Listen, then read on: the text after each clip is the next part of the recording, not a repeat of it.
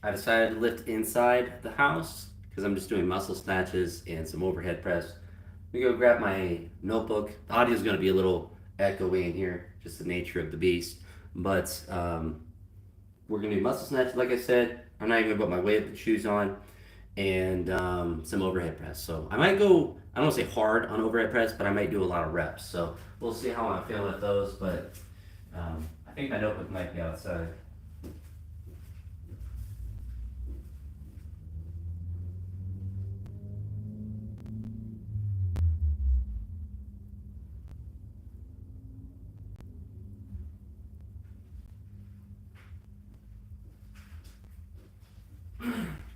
Oh, we found my notebook.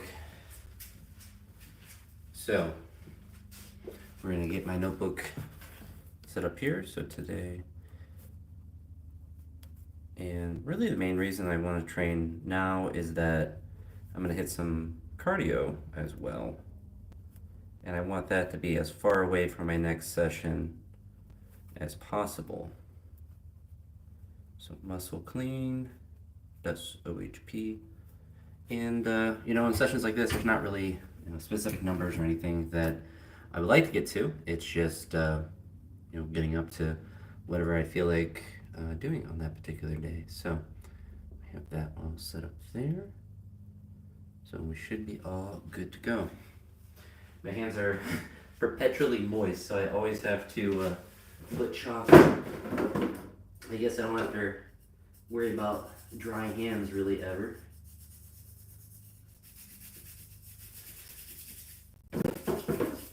You got this Lego bucket is actually from my childhood, I think. I actually don't know if there's a date or something that would be on it. It just says copyright 1987.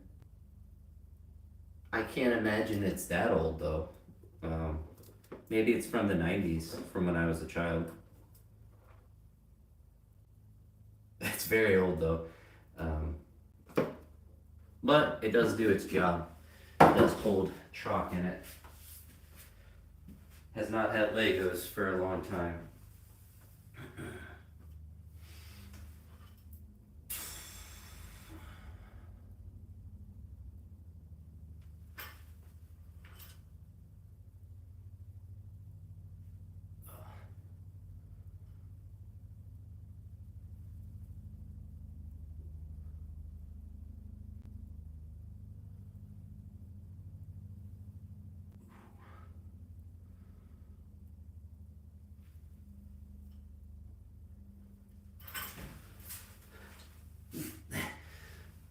Almost dropped the bar.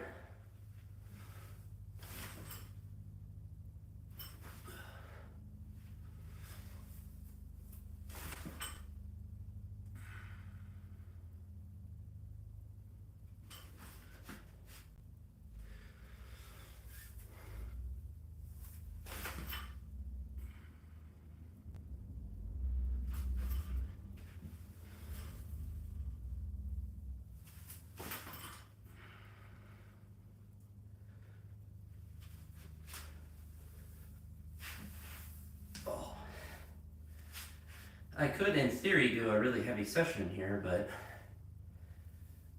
the big issue that I would have with that is not actually anything to do with the platform or even the weights. It's the sound of dropping it. It echoes really loud. I've only dropped the weight like once in here, and that wasn't even from like a very high height, but I had just 95 pounds when I dropped it. I was like, that would make me go deaf really quick. Oh. 50? Not in a row. I feel like I have in the past, but I don't train push-ups at all.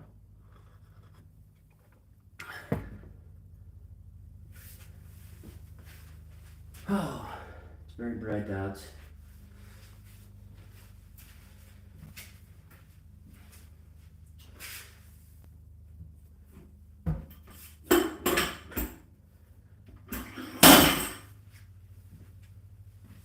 Some of these plates on.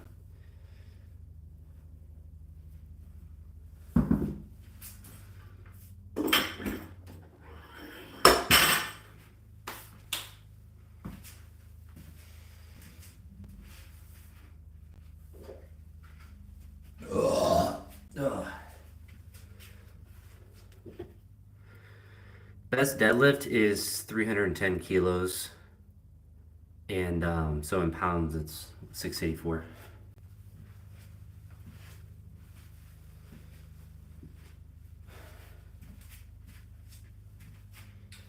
I think you can see a short from training session from last Saturday that I did 300 kilos. I tried 311 in that session, but it technically got off the ground, but barely.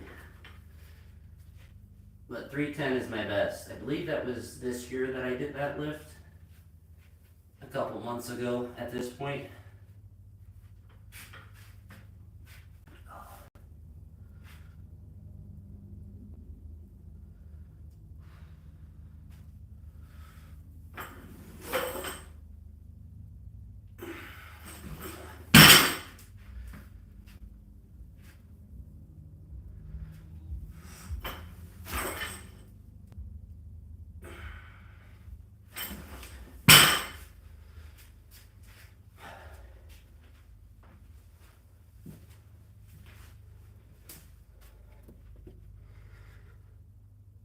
Sound like a horse.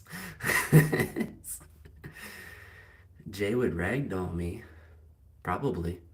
I'm a teacher. Like I'm being threatened with physical violence. I look like I gained enough weight and enough muscle so I look like I'm not easy to trifle with. I'm hard to kidnap. That's kind of the body type I'm looking for is difficult to move. Not worth the effort.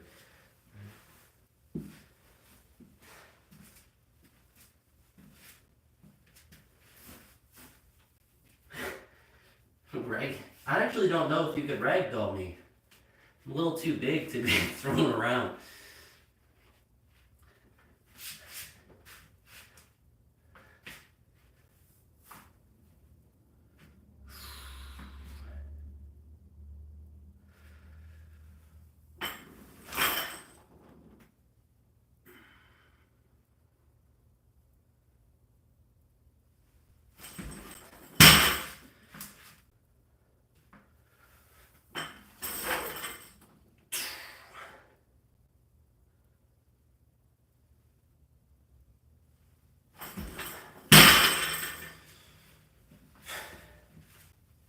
It's hilarious to get the legal bar in the house for sessions like this.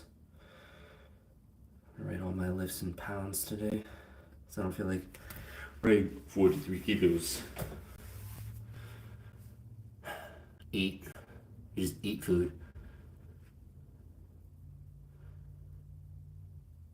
I do. In a sense, I miss their old videos. Like some of their new ones. I can see they're putting a lot of good like editing effort and stuff in them, so the quality is nice.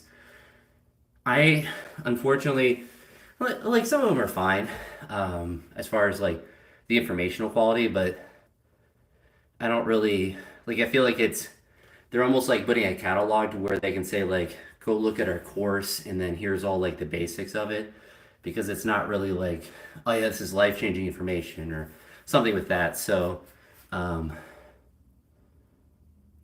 just eat like if you're not gaining weight, you eat more than you ate the previous day, and you do that forever. You just it's just math to gain more weight. But the information is fine, like it's all good, but it's just not really. I guess what I look for in information is less of the surface level stuff because it's not really that interesting to me. Like how to bulletproof your hamstrings. It's like just stretch and strengthen your ham. You know, it's stuff that's not really relevant to anything past beginners. And unfortunately, like that's always going to be the content that people try to post because it's going to appeal to more people or people that are interested in getting the sport, and people that are like me or maybe like you as well that are past that kind of like initial phase, that beginner phase, and are trying to get more in depth with stuff are not really going to be engaged with that. But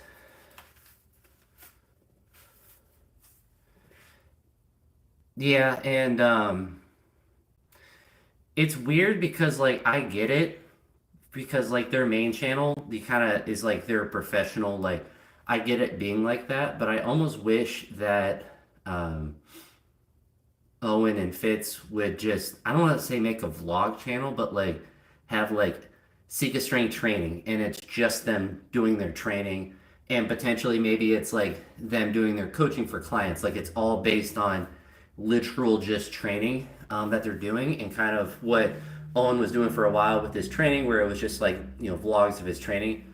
That's generally, not that I'd watch every single one all the time, but like that's going to be stuff that I enjoy watching more, is kind of like what he's going through with his own training. Because so many times, people say like, you should do this and this and this, but it's like when they do their actual training, it's more nuanced, and it's more like, that's where I think at this point in my training where I get more benefit is, seeing like he goes through a training session and like what does he actually do, and like how does he actually feel like during the different sets that he's doing.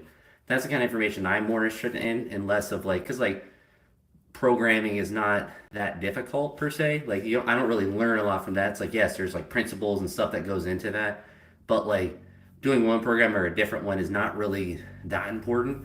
It's more so the intra-session thoughts and adjustments that are more important.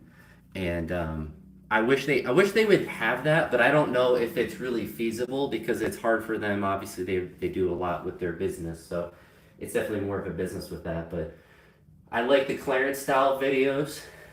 So what I try to go for a lot of, my general videos is I like Ivan squat every day, and I like how he just talks about, whatever stuff in his training and whatnot. And I have verbal diarrhea naturally, so it's not hard for me to like do a commentary video. I have a lot of blank space at the end of my commentary videos because I'll just ramble on forever. I can live stream for 5 hours. I basically could do a live stream and talk and ramble about whatever until my body breaks down, until like I have to go to the bathroom or eat or something. Yeah, basically, until a biological function takes precedent over what I'm doing. Um, I just don't perform as well in like games like chess. I lost like 14 of those when I was playing a little bit earlier.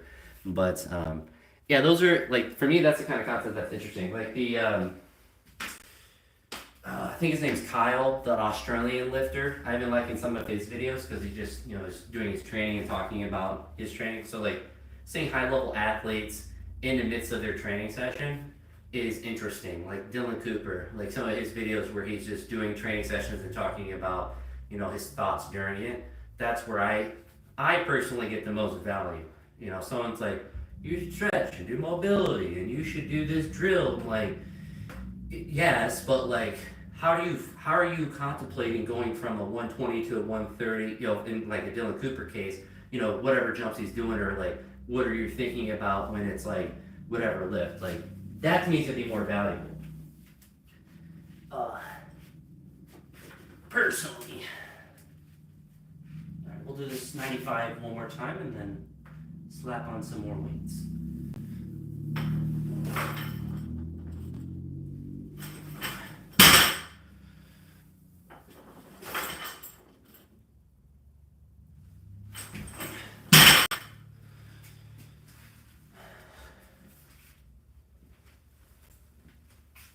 It's nice not having to worry about my other camera.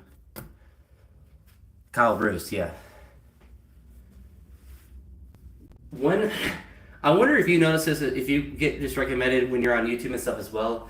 One thing that I don't, I don't know if irk is the right word, but I don't like it. So it's someone that is not necessarily even if they're bad at weightlifting. It's just maybe they just want to talk about weightlifting, but they don't post anything about their own self or their own content. They put a picture of Lu Jun doing a back squat and going, top 5 tips for improving your back squat. When it's like, I don't even know if the person talking has any ability to do a back squat. At least, like, Kyle Bruce is a good example of how to do it correctly. So he has lots of video of him training. He's obviously at a high level with it. So then when has someone, he's looking at a video of someone training a high level athlete, that that person has a background.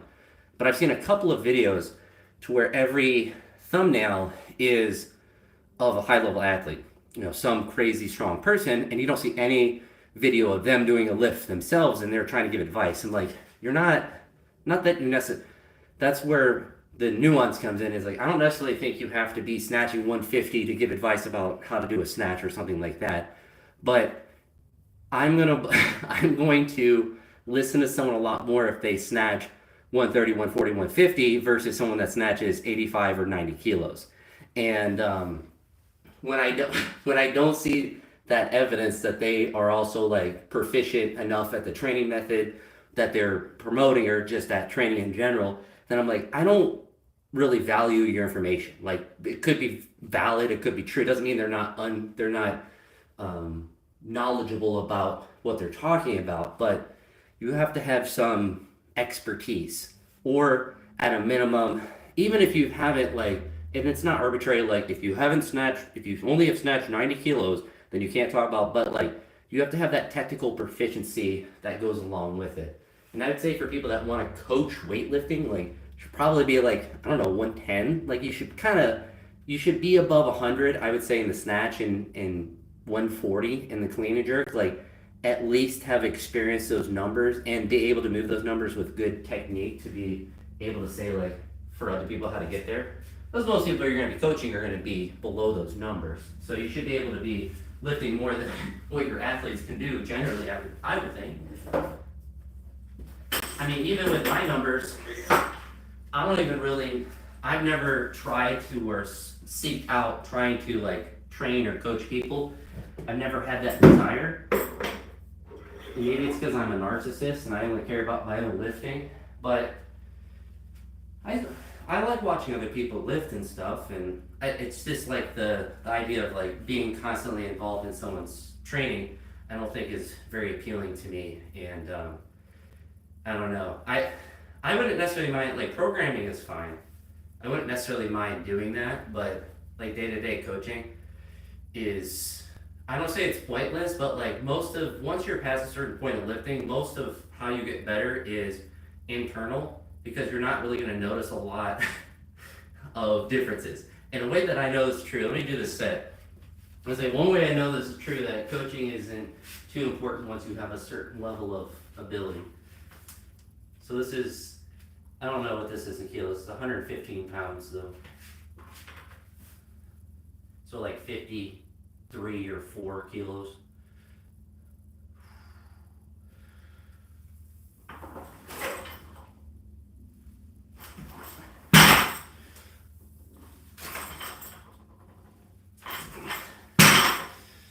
So I've had people are like, I know it's very early on in weightlifting too, because I noticed it's hard for me to like accept coaching cues, not because I think they're wrong or something, but like I will do a lift and they'd be like, you need to do this more. And I do literally, I don't change anything. And they're like, that looked better. I'm like, I didn't try to do anything different. And maybe it's because I'm not athletic or I'm an idiot, but like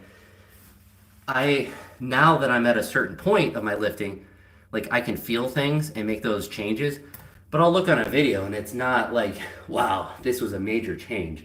But like those little bits feel major internally, and you can kind of feel those different balances. Like you gotta wait longer, or especially like if you like push something out in front, like you just keep your weight back more. Like I figured that, like that's it's kind of physics, it's physics at this point. If I'm doing, pushing it forward, I'm clearly doing, the energy is going a certain way. But I don't know. And I also think, I mean, like that, like in the moment coaching is kind of not, I don't want to say it's not useful or anything, but like it's more useful to be around people that are watching you do the lifting, like when I was at that weightlifting gym, than like any sort of like actual coaching. Just being around in that environment is going to be much more beneficial than like literally someone like helping you do whatever.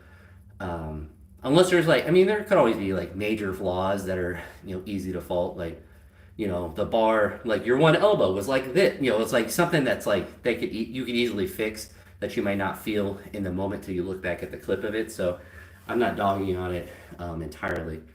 The other problem I have with like team coaching in that aspect is like when everyone has the same program, that I don't know why it irks me so much, because I understand the convenience if you're coaching like 25 people on a team that they need to have the same program, especially if you're all doing like say block snatches and you want to be coaching everyone on the block snatch. But like my brain cannot understand the logic of everyone's going to be on the same program, other than the fact that training for the most part works for everyone most of the time. Yeah, and it's like the team environment. And I get like if we're all doing the same exercise, we can all push ourselves within the same exercise. But at the same time, if let's say I don't know what lift, it'd be one that I really don't like off the top of my head. Hang lift, like hang snatches or like hang power cleans or multiple cleans from the hang where you're recatching it. Like there's some lifts that you could hold a gun to my head, and I'm probably not going to try it very hard. Like I'm not going to want to do it still, like a hang power snatch or like a hang clean. Like there's certain lifts I'm like I just don't like hip cleans. I won't do a hip clean or a hip snatch. I think they're I don't like the lift. I think it's pointless. Same with dude. I keep seeing people do those like what are those like track cleans and power snatches where they're bouncing it off their femur. Dude, that stuff looks so goofy. It's, I can't get behind that. I feel like let me do another set and then I'll rant about the um I don't even know what to call them, but like you're bound. I've never done it and it looks painful to do, but you're just bouncing it off your femur and throwing it above your head. But they do 115 for another double.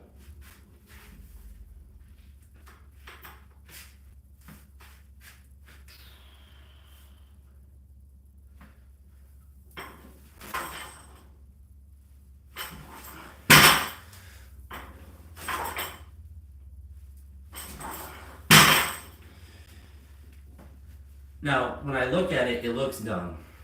And for me, that's already a good enough reason to not do the lift, to do those track cleans and track snatches where you're bouncing it. If it looks dumb, I don't want to do it anyway. And that's kind of similar with hip lifts, but I just think like you're at least for me, if I was doing like a hip clean, my arms would have to be like this to get it actually like into my hips. So like from like a how I'm built, it doesn't feel natural. Hip snatches a little bit more, but like I feel like you're just training incorrectly. Like you're just doing something different than you would do in the full lift. But when you're bouncing it off your femur, you're using the gravity. It's like I guess it's like someone doing a deadlift and they're bouncing it off the ground really aggressively. It's like yes, you're still training, you're still lifting the weight in some sort of sense, but just do it normal. Like I get a touch and go. I get some of the aspects like that. But when it goes to the extreme, like you're bouncing it 3 times off your femur and then throwing it up, like I think the only really benefit from that is that you're catching a heavier weight than you would be able to do if you were just doing like a normal power clean or a hang power clean. So you get to have that extra load on in that catch. But it just looks so dumb that like it's just I, I can't see any benefit to doing it other than like you get to feel that weight because you're generating artificial speed through the oscillation and through bouncing it off your femur, especially with like a women's bar that's going to oscillate a little bit more. You're essentially getting artificial speed, so it's not like I'm generating, and then you just throw it up. I mean, it's like if I took this out of the rack and started at the top of a deadlift and then bounced it really hard and up. Like, did I do the deadlift? We'd all probably say no. You kind of just bounce it off the ground. But we see the femur lift, and suddenly it's like I don't know. Because it'd be like if I said like I hit a hang power clean today, and you see me whipping it off my femur 3 times and then bringing it up. Most people who do weightlifting would say you did not do a hang power clean today. Like you didn't PR it, whatever you did, some training purpose, but like you didn't do it. And I don't know, especially like women's bars, they look like they whip crazy. You see, there's one like discus track person from Canada that I've seen doing them, and she's doing like I don't some sort of power snatch, track power snatch thing where she's whipping it off her leg, and she is going hog wild, hitting it off her leg. There's even a Polish, I think she's a shot putter. She doesn't even do the clean, so she is just bouncing it off her leg and doing like clean pulls, and she's like won gold medal. So like it's wild to see. I just think it looks goofy, and it's hard for me to think that her training would be at that much of a difference if she just did clean pulls, if she just did regular reps, because you just do less weight. Like if the speed is the problem, which if you add weight and you don't do that whipping thing, you're gonna have to do less weight. But it's artificial weight that you're adding on the bar because it's like, well, you want to just move a heavy weight. well, especially in her case, she's literally not even getting the benefit of stopping the weight. She's just doing, bouncy pulls. So it's like you're getting, I would say, very little benefit. Like obviously there's stuff happening, but the amount of force that you're generating is going to be the same as if you just did a regular lift with less weight. And you're gonna potentially, I mean, if you're catching in a, maybe she has wrist problems or whatever, and she can't, do the full lift or whatever, which who knows. But tens and squats to team training. Yeah, I don't necessarily mind like high reps in the squats, but like I don't know. I don't like doing what other people do in the same day, like just arbitrarily. Like, all right, everyone's doing tens.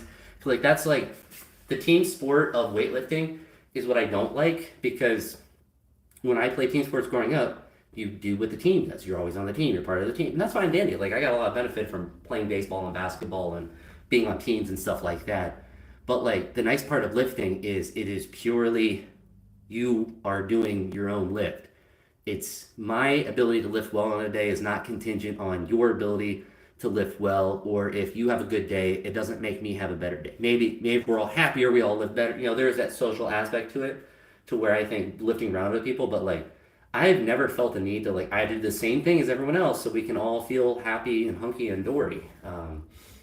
I like trying to figure out the it's kind of in the Ivan mindset. Like I like trying to figure out the problem for myself of trying to get stronger. And well, it's important to be objective and think about, you have to do things you don't necessarily like. At the same time, you have to think about things you do like. Because, I mean, maybe there's some sort of crazy benefit to doing those track cleans where I'm just whipping it off my femur as hard as I can. But I don't want to do them. And I'm not, because I don't want to do them, I'm never going to try as hard at them as what would be needed to get the most benefit out of them. The same goes for like a hang clean, like especially above the knee. If I just don't like that lift to such a high level that it's not necessarily bad to do or anything, and people like to do it and they do it really well and stuff. But like, I'm not going to work as hard at that, and it's sometimes important to look at that and be like, I kind of need to do that. Like that's important to do, and you don't always want to go. It's like I only want to do the things I want to do. Snatch balances are a good example of that. Like I like them, but when you're warming up for them, like I really don't want to do a snatch balance today. Especially like if I have like yesterday I had behind the neck jerks. Like I'm really excited about doing those. I'm like, man, I really just don't want to do these snatch balances. I want to just 100% do behind the neck jerks or whatever the other exercise is. And you have to have that balance of like the lifts that you enjoy doing, so you're going to work harder at them, but also things that you know that you kind of like you have to do to get better, whether it's certain technical lifts or strength lifts or something like that. So it is a balance. But I think that's one thing that people say. It's like, oh, you should get a coach because you're not going to be objective about your own lifting. And it's like, I, I don't know. I feel like you can get clouded in your own lifting, but if you have like an understanding of what you're trying to accomplish, I mean, like programming itself, I think anyone could do that themselves. I think it's really easy. I don't, especially with like ChatGPT and any sort of AI system that could literally calculate your volume and like progress it how you need it to be. Like that part, very simple to do. But like exercise selection, I agree that like someone else making suggestions could be good. And especially it's like I would say one flaw I'm having now. So like when I'm doing the behind the neck jerks, I don't set up my jerk blocks. There's literally no reason other than pure laziness that I don't set them up. And I maybe could, I don't want to say necessarily do better because like I did 170. So like that's the most I've ever done in that lift. But like certainly would make it easier if I'm dropping it on the blocks and not having to take all the plates off and throw it back on there. And it's pure laziness of I don't want to set them up and then take them down and do front squats. Like it's just pure laziness. And there are certain things like that where maybe a coach is like, man up, do that, like just set them up. That like, yeah, I should, but like when I'm by myself, like I'm not. If I don't want to, I'm just not going to. And even if I think like I should, but there are certain things like that that I think a coach is useful for. Or training, really, you say coach, but really it's just a training partner. That was like one of the most when my buddy and I would do weightlifting together all the time. He would give me tips and different things like that, but it wasn't any sort of extensive coaching because he was also training at that same time. But the most useful thing he ever told me was try harder. Don't be such a various expletive before you do that lift. This one, try not being a little something. Man up. Do this. Just try harder. And that's literally usually the best thing that has helped me do better. It's like, yeah, you're early. Just try harder to not do that. And it's just, it's, just do it. And what's his face? That one actor. Just do it. But sometimes it really is that simple. Do I have more of the little plates? Maybe they're outside. We'll add another grain dough. We'll go to 65 kilos, I think it is. 145.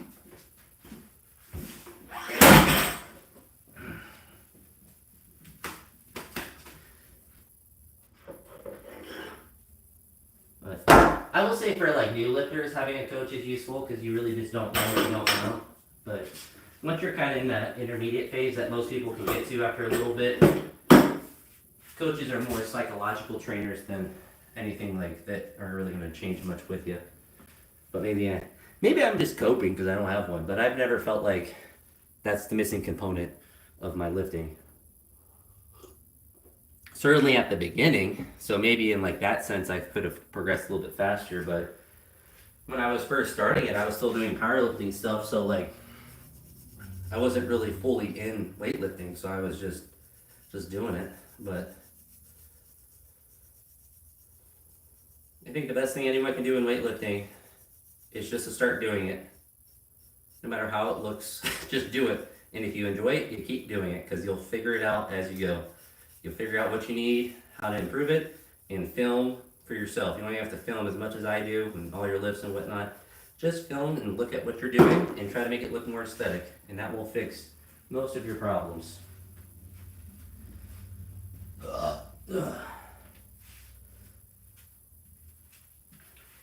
Squat deep. Try to improve your technique. Yeah, that's another thing that irks me with weightlifters that squat to parallel. Like, just do less weight and squat the 4 range of motion. You're not training for powerlifting. Partial squats. Essentially, that's what they are. You're doing a partial squat. You're going to like right the parallel, or if the depth becomes questionable, just sit all the way down. Just when your depth on like a front squat is less than what you do in a clean, is a little bit sus. I realize cleans are going to always be deeper because your feet are a little bit wider, but like there's a difference. Alright. So it might feel a little heavy. We'll see though.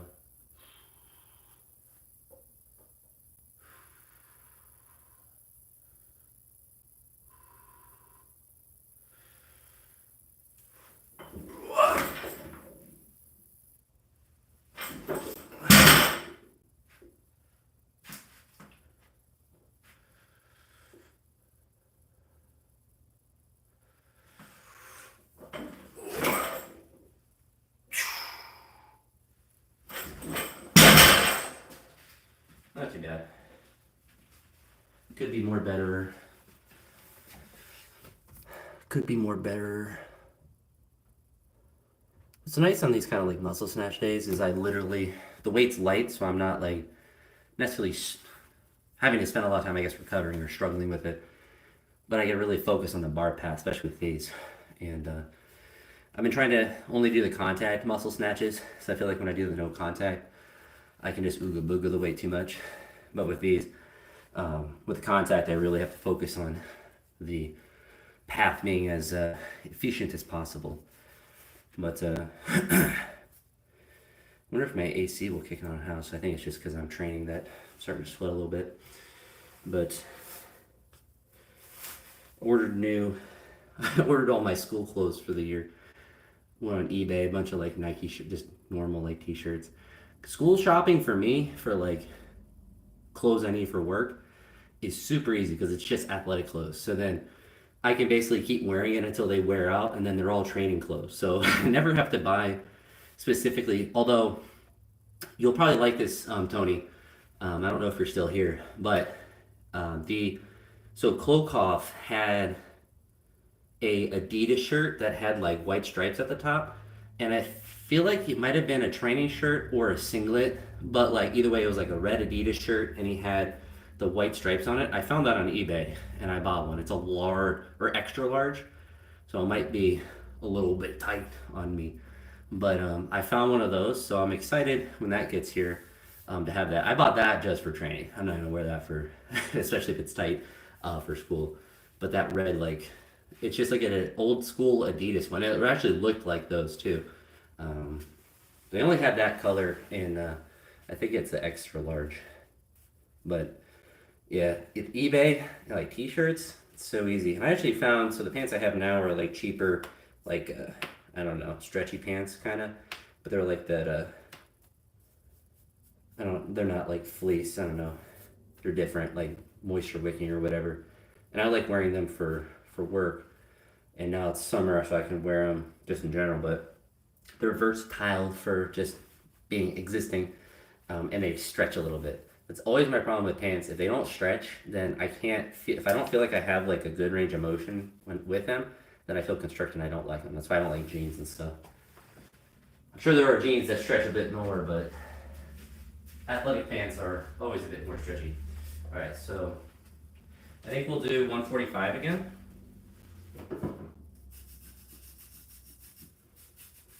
Kind of want to go up, but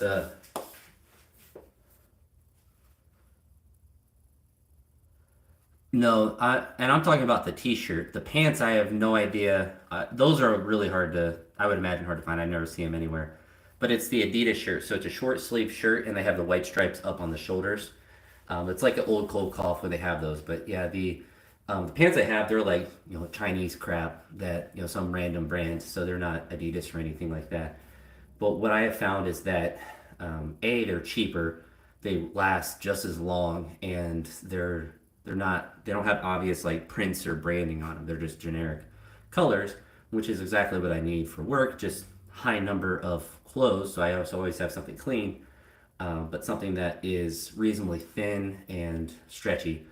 And I don't really like to wear. I could wear sweatpants at work, but I would just get too sweaty, frankly. They'd be too thick to just wear, especially in the warmer months. These kind of pants, I wear them.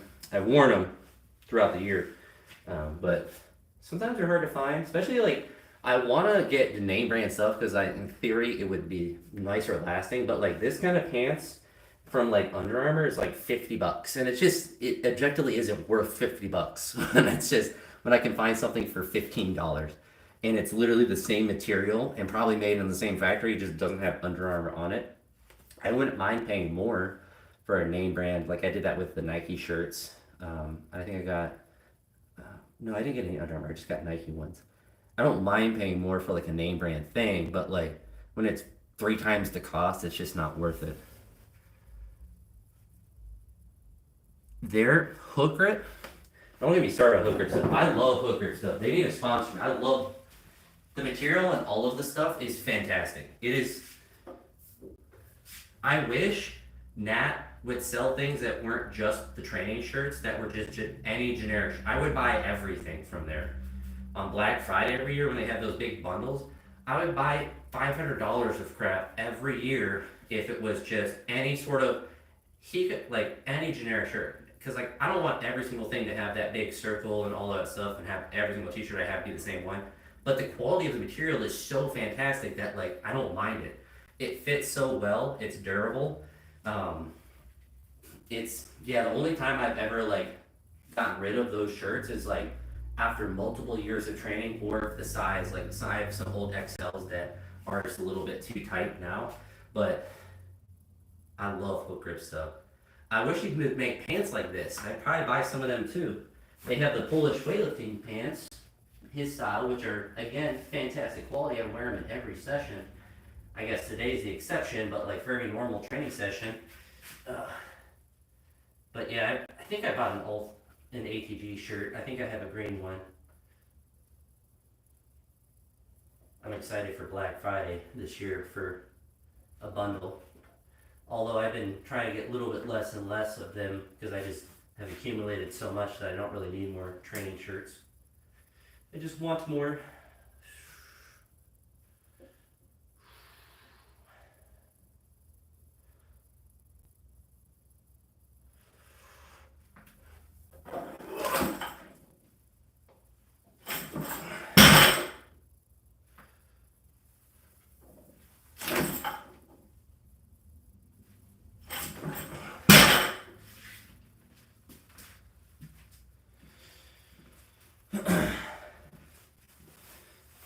I need to be sponsored by Hook Grip immediately.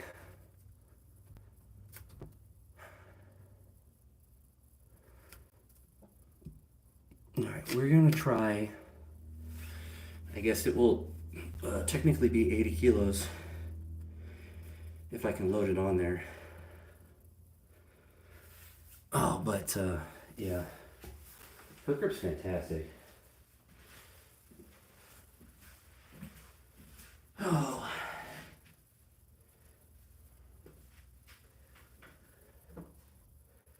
Yeah. I found the other 10. So that's gonna make 65. I didn't bring in the 5-pound plates from inside, from outside. But we have 2.5s. So we're gonna do 170. It's like 78 kilos.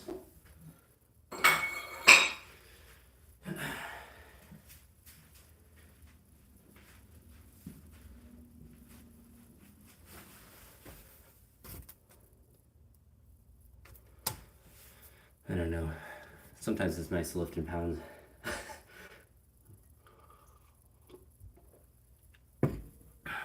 Had the in-between weights.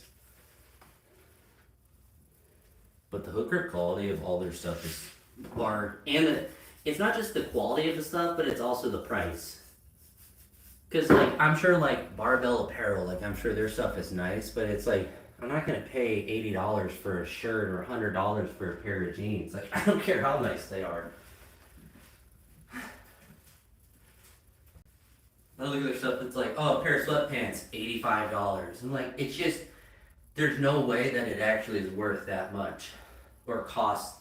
You know, there's no way that you're not making like $70 on every pair of pants. And I know they got to make a profit, but if I can get generic, I basically I look at the most generic and cheapest thing that you can buy in the market.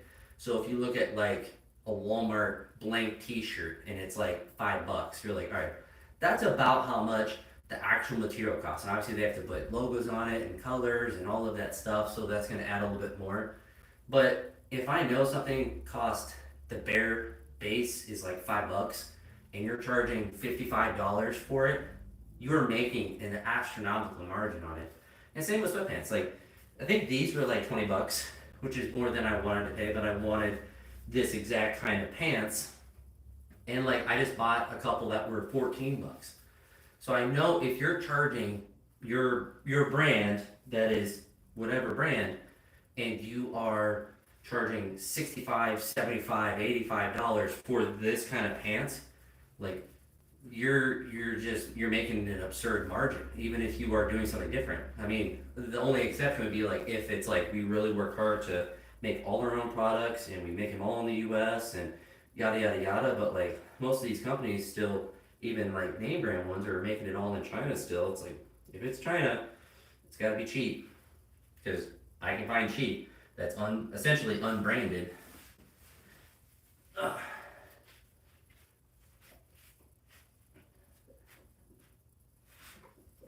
Alright, so this is 77 or 78 kilos.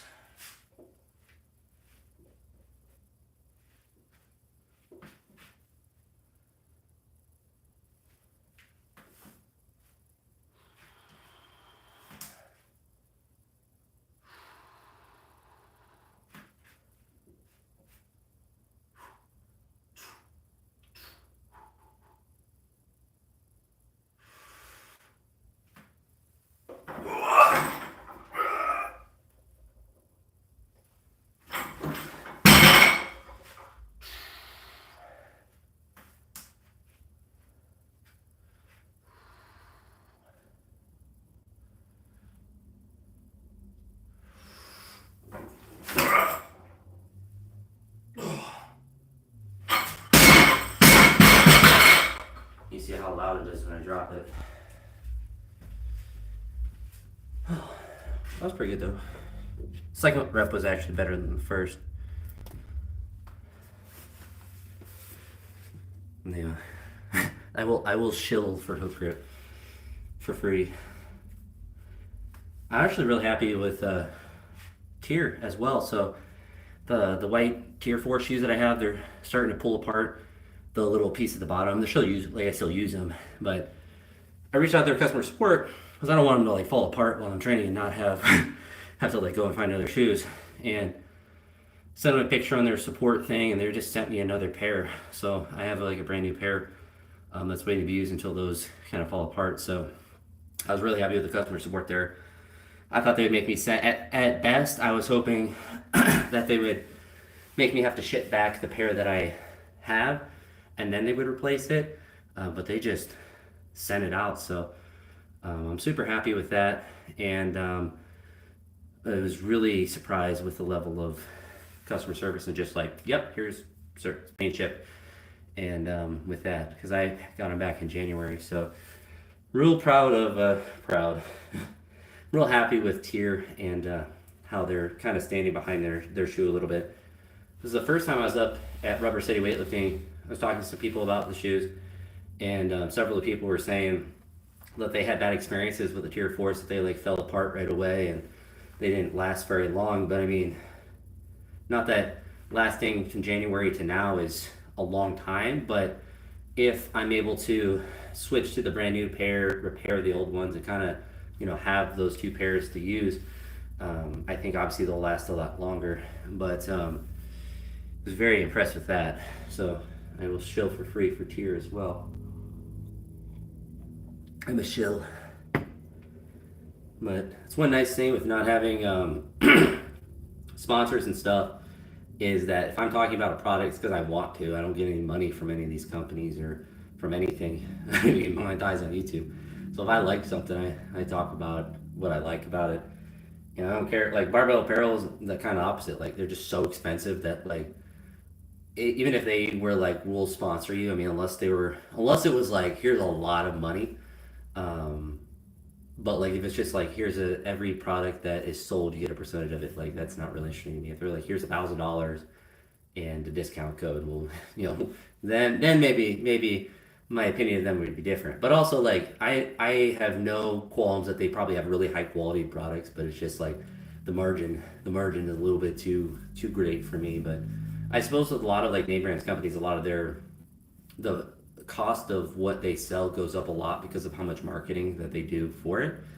And like a Chinese made pants that are just generic and then you never heard of the brand, then they don't do any marketing or anything. There's no advertising. It's just whatever advertising you gotta do to get it to show up on like whatever app that they're using. But there's not like there's athletes and sponsorship and stuff like that, so they are able to cut those margins down a lot more. But I don't know. It's a tricky thing because I know that it's a balance. Like you want your company to grow and advertising and all that stuff, but I don't know. I always will advocate cheaper products because it's just, if you get quality for cheaper, why wouldn't you pay less? And it's hard to, man, I'm gonna waste all my money. Like $100, like their jeans are over $100. Like I don't like jeans that much. I don't care how well they fit. I just won't wear jeans. That's kind of my philosophy with that is I just won't wear jeans. I don't need jeans. I don't want to wear them anyway. $100. Probably not gonna wear them. It's not like I would even, if I had jeans, it would be purely if I went out, and I don't go out anymore. For all the times I'm social and going to social events and stuff, which is about 2 to 3 times a year. So I mean, I can figure out pants for those couple of days. All right, so we're gonna try some overhead press now. I've never liked jeans though. I've always had big legs, so jeans have always been a problem for me to fit into. Big booty, big quads, itty bitty waist. Not a good combination. Not that my waist is super small now, but as a wee lad, even when I was real skinny, my legs were always large. And I was skinny, so my waist wasn't very large. Even now, like wearing pants is impossible, like dress pants. And dress pants aren't really worth it. But yeah, you can't go wrong. Like hook grip stuff, it's my favorite by far. I wish they stopped selling their socks. I bought so many of their socks because they're super comfortable too. So I still have like 4,000 of those. That was always like a thing I would do on Black Friday is get a big bundle of their socks as well. me and my roommate, even when he wasn't really doing weightlifting, we would always just get a bunch of socks, and he would get like a sweatshirt or something. Like those bundles are. That's where it's at. Whew, it's quite sunny out. Thought it was supposed to rain today. Maybe that was yesterday. I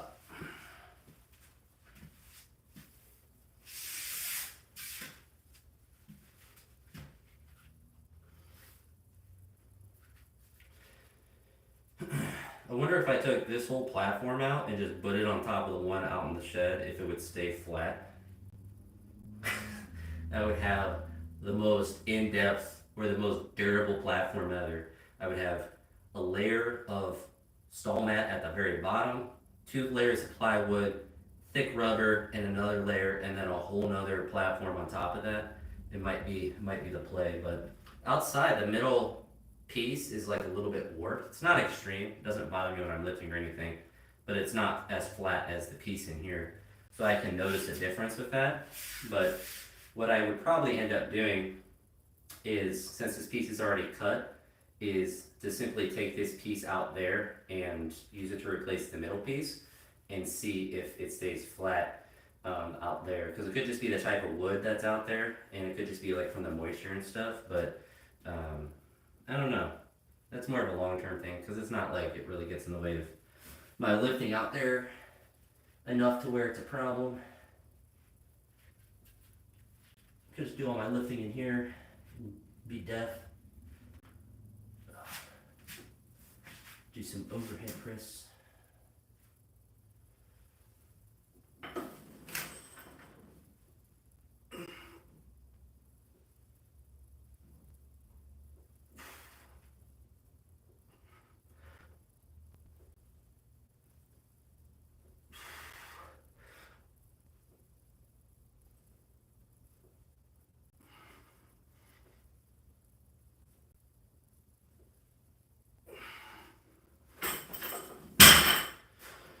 Yeah, turn off my computer.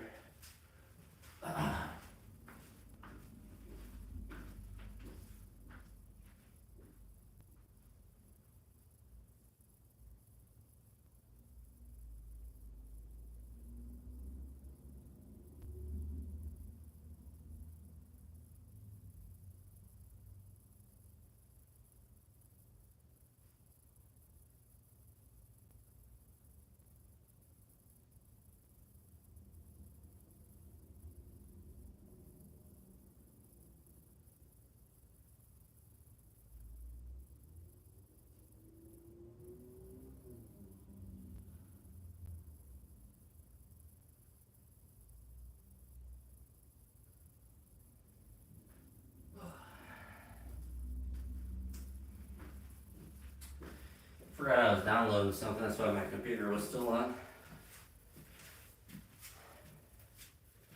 I think for the overhead press, I'm going to keep it just real light at this weight and just do some sets of 10.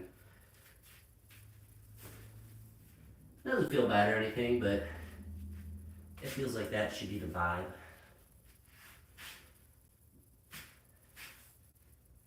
Treat it more for the, I guess, get a little pump and a little bit of mobility working.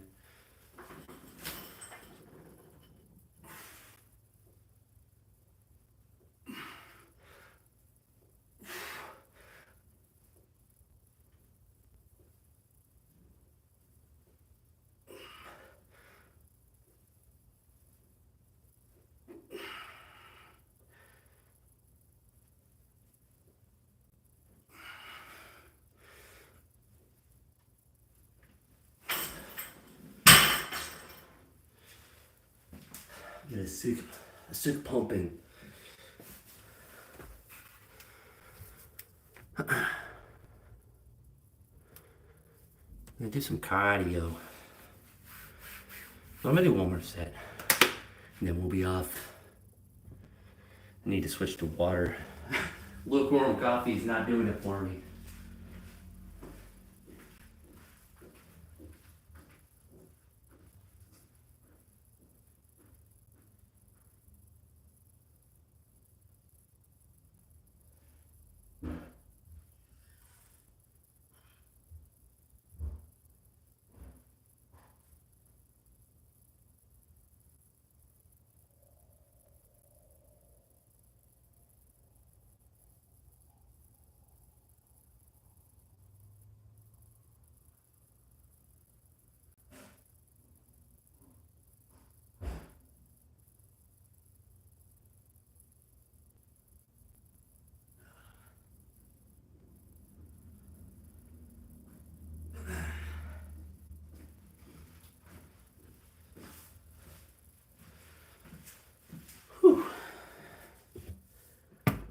water hit the spot. Alright, one more set of 10. Then we're going to go pretend to be Lance Armstrong. Minus the EPO.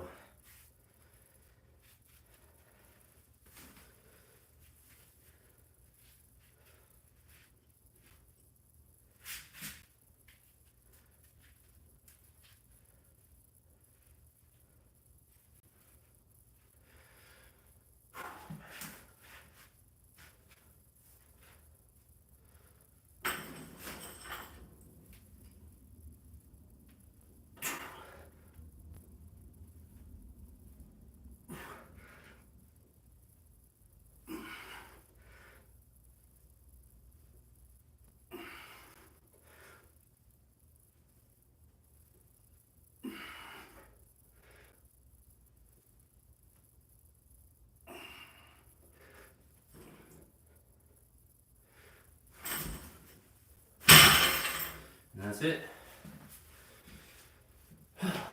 Time to go get yacked in a cardio sense. Thanks for hanging out, Tony. Have a good Friday.